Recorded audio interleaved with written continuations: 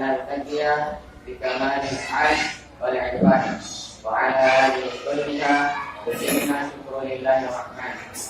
ثم الصلاة والسلام على حبيبنا المصطفى سيدنا محمد صلى الله عليه وسلم الذي قد جاهد بنفسه حتى تبلغ الناس بدين الله أفواجا.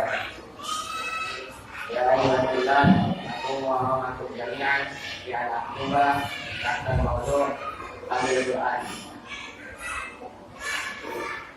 Segala puji kepada Allah Rabb semesta alam yang telah memberikan kita nikmat sehat, nikmat waktu luang, dan nikmat iman serta nikmat yang lainnya, sehingga kita semua dapat berkumpul di masjid yang insyaallah barakah ini.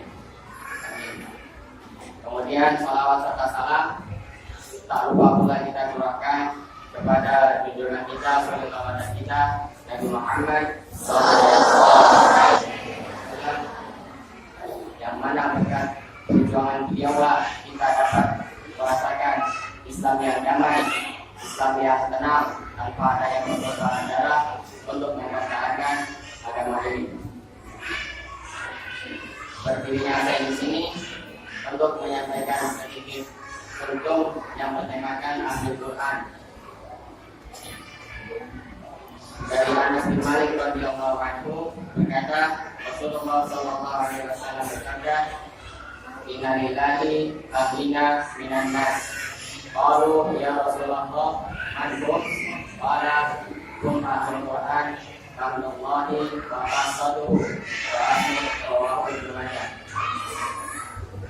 Dari hadis tersebut Rasulullah menyampaikan bahwa sesungguhnya Allah memiliki keluarga di kalangan manusia. Kemudian para sahabat bertanya, siapakah mereka? Wahai Rasulullah.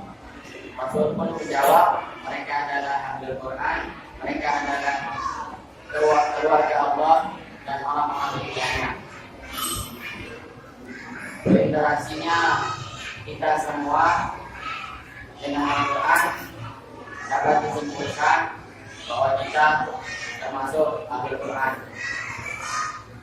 Karena Rasul juga menyampaikan bagi orang-orang yang beriman dengan Al-Quran untuk sholat witir di setiap malam. Rasul menyampaikan dengan kalimatnya, "Alhamdulillah ya Al-Quran, sholat witir, wahai orang-orang yang beriman dengan Al-Quran." Pada dasarnya Al-Quran diturunkan memang ditujukan untuk kita semua, umat Nabi Muhammad, sampai hari kiamat, sampai kapanpun Al-Quran tidak akan tetap secara lupa dan tetap dari dulu sampai sekarang sama. Adapun ciri-ciri Al-Quran, ciri-ciri yang pertama bisa kita lihat dari orangnya yang bersifat tidak menunda-nunda kesempatan untuk beramal soleh. Seperti hanya salah seorang, mungkin salah satu dari kalian melihat sampah misalnya di jalan, terus berpikiran diambil atau tidak. Kemudian teman-teman memutuskan untuk mengambilnya dan membuangnya. Teman-teman sudah termasuk Ahlul Quran. Dalam hal tersebut salah satu ciri-ciri Al-Quran. Kemudian yang kedua, berlomba-lomba untuk melakukan kebaikan.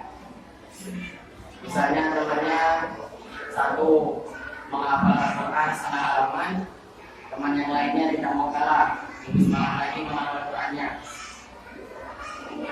Kemudian yang ketiga, selalu bersemangat untuk melakukan amal-amal kebaikan tanpa disuruh, jadi dengan sendirinya melakukan kebaikan seperti mengisi sop yang masih kosong, itu juga dari kebaikan. Kemudian langkah-langkah atau cara-cara agar kita semua dapat menjadi ahlul Quran. Yang pertama pastinya doa dan niat serta kemauan dari diri sendiri. Jadi kalau teman-teman memang mau menjadi ahli Quran, mau jadi keluarga Allah, Allah. Karena kalau sudah jadi keluarganya Allah, apapun yang diminta pasti dikasih. Ya, yang pertama niat menghafal Al-Quran semata-mata hanya untuk Allah, bukan kalau di pondok misalnya karena biar dapat pulang, teman-teman pada kajian banget semangat sekolah cepat, tapi niatnya salah, hanya untuk cepat biar bisa pulang. Kemudian nanti setelah menghafal Al-Quran, jangan lupa untuk murojaah, karena menghafal dan murojaah tidak bisa dipisahkan. Mendapatkannya memanglah mudah, tapi mempertahankannya itu sulit. Menghafal Al-Quran tandanya kita cinta terhadap Al-Quran, dan murojaah Al-Quran tandanya juga setia pada Al-Quran. Kemudian yang kedua, menjadikan Al-Quran sebagai agenda utama dalam keseharian. Maksudnya, sebelum kita melakukan aktivitas apapun, hendaknya didahulukan dengan Al-Quran. Minimal membaca surat Al-Fatihah atau pun doa-doa dan dilanjut doa-doa sebelum belajar. Seperti ada keseharian kalau mau mengaji, baca Al-Fatihah dulu, atau belajar baca Al-Fatihah dulu. Kalau mau makan juga bisa baca Al-Fatihah dulu biar makannya berkah. Nah, terus yang berikutnya menyebarkan Al-Quran, berusaha mengajarkannya kepada orang lain. Nabi bersabda, khairukum man ta'allama Al-Quran wa 'allamahu. Sebaik-baiknya dari kalian ialah yang belajar Al-Quran dan mengajarkannya.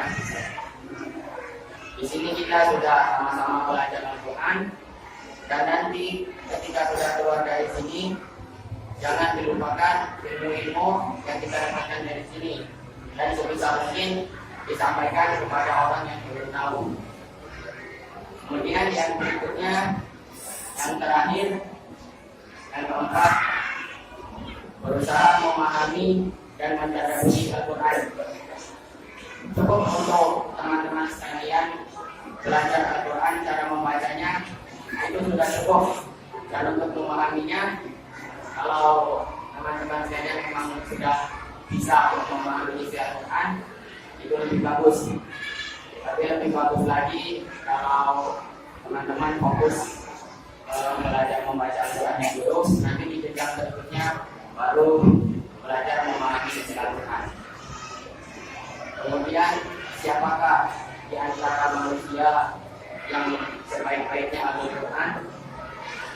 Dalam sebuah riwayat disebutkan bahwa sebaik-baiknya Al-Quran adalah Nabi Muhammad sendiri, yang mana beliau sendirilah yang memiliki mukjizat tersebut. Sampai-sampai disebutkan bahwa Nabi Muhammad adalah Al-Quran Al-Hayy, Al-Quran yang hidup berjalan di tengah-tengah umat. Karena perilaku beliau, apapun yang beliau lakukan, sama persis dengan yang ada di dalam Al-Quran.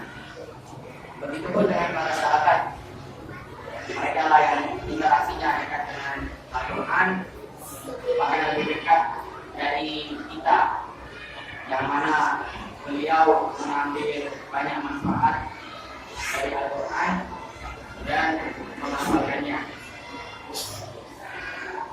Berhubungan dengan Al-Quran sendiri adalah satu-satunya kitab yang paling mulia, begitupun semua hal yang berkaitan dengan Al-Quran, termasuk kita semua yang menghafal Al-Quran, mempelajari Al-Quran, membaca Al-Quran.